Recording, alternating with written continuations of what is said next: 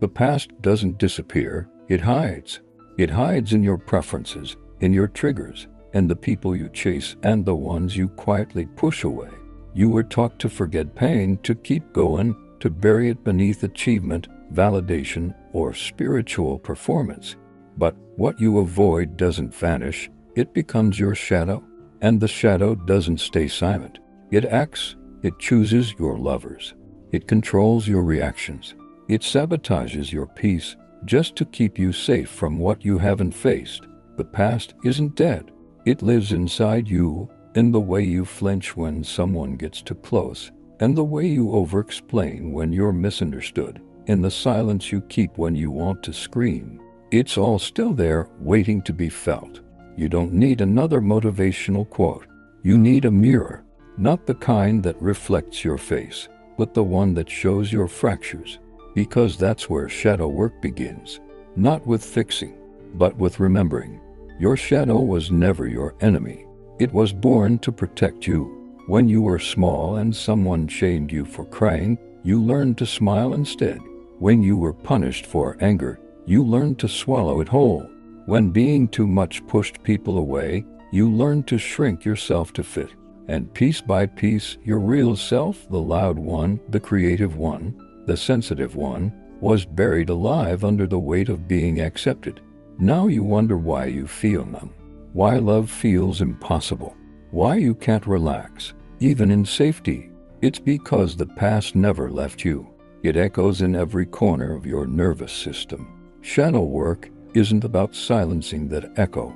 It's about listening to it. So, how do you begin? You start by noticing. The next time you're triggered, don't react, observe. Ask yourself, what memory does this belong to? Who am I protecting right now? Then write, not to impress, but to remember. Write to the version of you who had to hide, the child, the teenager, the adult who kept pretending to be okay. Ask what they still need, what they're still afraid of, and then listen, as if your life depends on it, because in many ways, it does. Your nervous system isn't broken, it's remembering. Your fear isn't weakness, it's a map to your shadow. The goal of shadow work isn't perfection, it's wholeness. That wholeness often feels like grief. You'll grieve who you could have been if someone had loved you better. You'll grieve the years spent hiding, shrinking, overperforming. It will hurt, but it will also unearth you. That's why most people stop, because feeling is harder than forgetting. But forgetting is the real trap.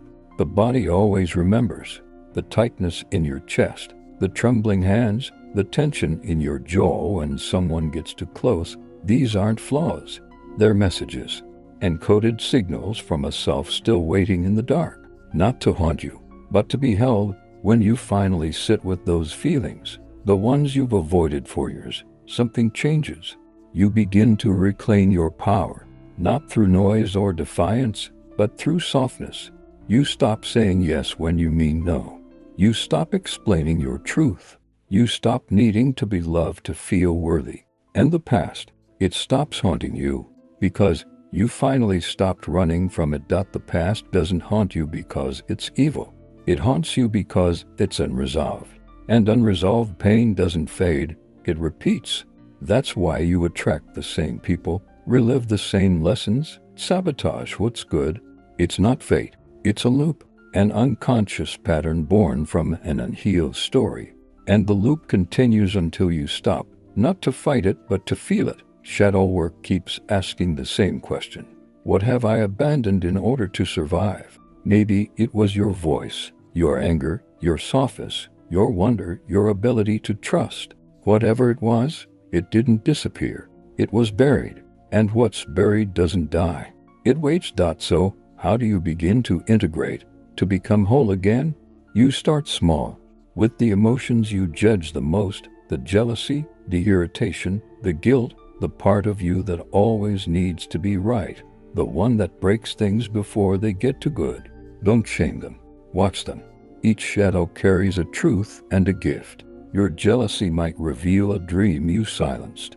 Your rage might be your boundaries trying to come alive again. Your numbness might be your final layer of protection, guarding a wound that still doesn't feel safe enough to open. Carl Jung called this process individuation, the slow, often painful transformation of becoming who you truly are by reclaiming what you were told to hide. And here's the paradox. Your shadow isn't your enemy. It's your teacher. It remembers what your conscious mind forgot.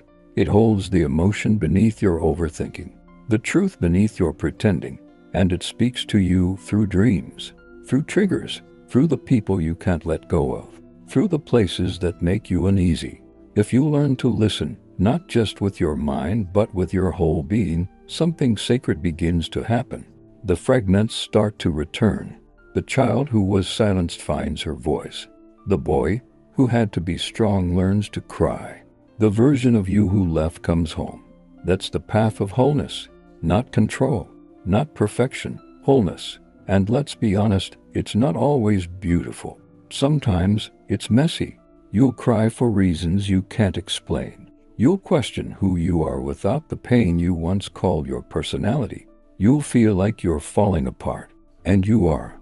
But only the parts that were never truly you. In that space between who you were and who you're becoming, something you forgot begins to return: peace. Not the peace that comes from avoidance, but the peace that comes from truth, from no longer lying to yourself, from finally facing the pain that shaped you and choosing something different. That's shadow work. It's not easy, but it's sacred, because when you meet the parts of yourself you once disowned, something ancient awakens inside you, a knowing, a remembering, a soft voice that whispers, you were never broken, you were only buried. And slowly, you begin to rise, not as someone new, but as someone whole,